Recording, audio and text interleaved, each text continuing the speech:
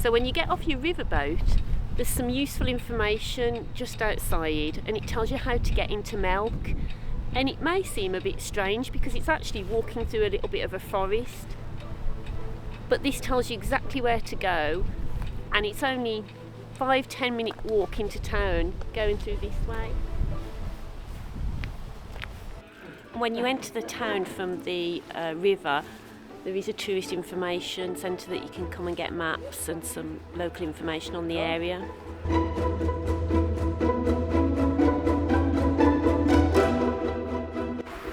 And in Melk there are information boards around suggesting walks that you can do, points of interest, and there is English description for you as well, so that's good.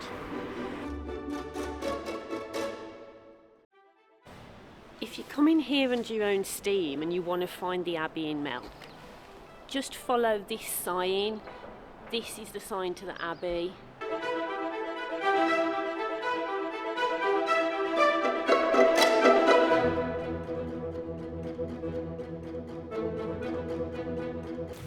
There we go, information and tickets. That's what we want.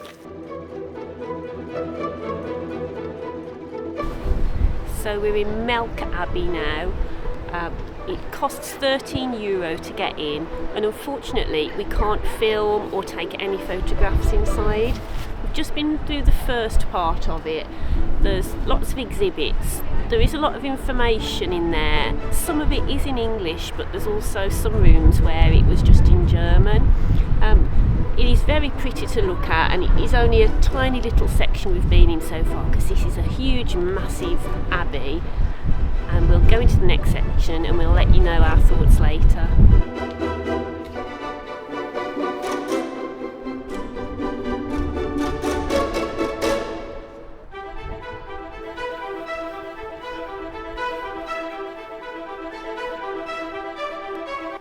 We've just come out of the church area, and it is an absolutely stunning church. I wish we could have brought you some footage, but out of respect we didn't film anything. It is so blingy and there is so much marble. It really is a feast for the senses. Wherever you look there are things and saints, and it's incredible. If you are here, you have to come and have a look at this church. Before we got to that, there were sections with libraries. You get some really nice views, as you can see through there. There are also bodies in glass sarcophaguses displayed. They were apparently catacomb saints that were given as gifts to the abbey.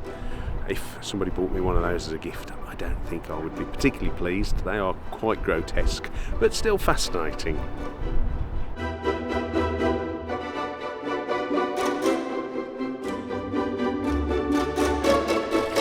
Careful of the elephant. Apparently, elephants hide around here.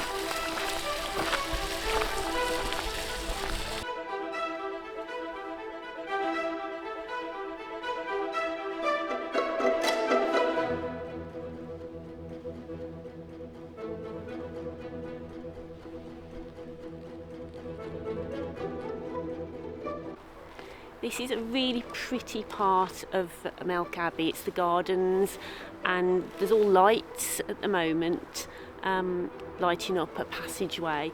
But the thing is, there's a lot of information, but it all appears to be in German. So that's a shame that we don't know exactly what this information is telling us.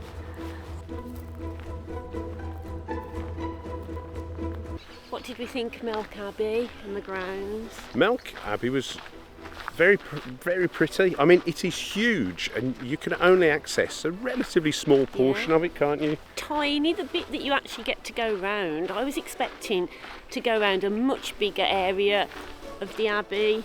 There's so much that you can't access. It is spectacular. For me, I'm not sure it was worth €13, if I'm completely honest. I'm glad I've been in. I'm just surprised that they're charging that much for what you see. Now, I disagree. Okay. I'm not. Oh, sorry. No, that's fine. That's what it's all about, different opinions, isn't it? I am allowed one. Yeah, you are. Thank you very much. No, I think Melk Abbey is an iconic institution. I mean, I'd heard of it before we came here, and I knew when we'd had the change of itinerary that Melk Abbey was a destination.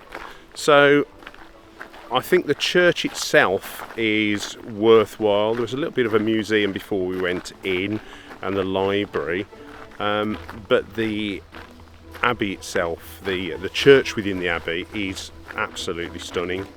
Well worth it. We did buy a postcard, so we can show you what it looks like, even though we weren't allowed to take photographs or videos inside. It's also worth knowing that, you know, on our ship there was an excursion that had a guided tour with it. I think that was £40.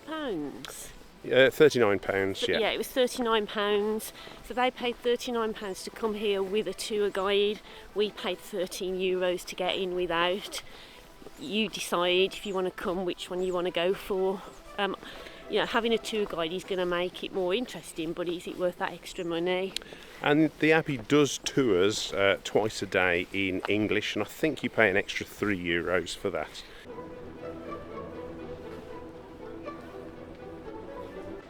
And this is Melk Town.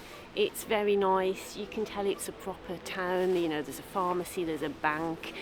This morning when we were in Dernstein, it felt very much like a tourist destination. Lots of souvenir shops, but no chemists, because I needed a plaster and I couldn't find one.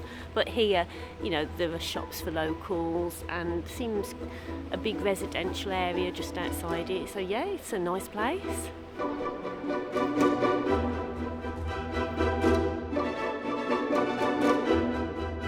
So here we are, back at the boat. We've had a really good day today. This morning we were in Dernstein for 3 hours, and initially we thought, gosh, that isn't long, but actually we had plenty of time to do what we wanted to do, get to the ruins, see the town, fall over, that sort of thing. Yeah. And then back on the ship for lunch, a couple of hours to read, relax, and then we had 2.5 hours in Melk, didn't we? Yeah, I think it was a little bit less than that because we docked quite late, so it was 2.25 hours. So we were thinking, oh, is there going to be enough time to do Melk Abbey, have a look at the town? But as you can probably see, we've managed to do that. Recommend that people come here? Yeah, if this is on your itinerary, and you might find that you have both on one day, because I think a lot of itineraries have these two in one day.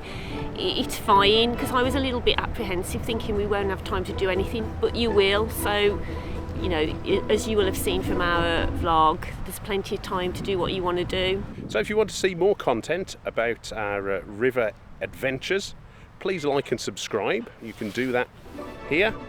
And it doesn't cost you anything to subscribe, it's all totally free. And if you've liked watching us, why don't you check out one of our other vlogs here.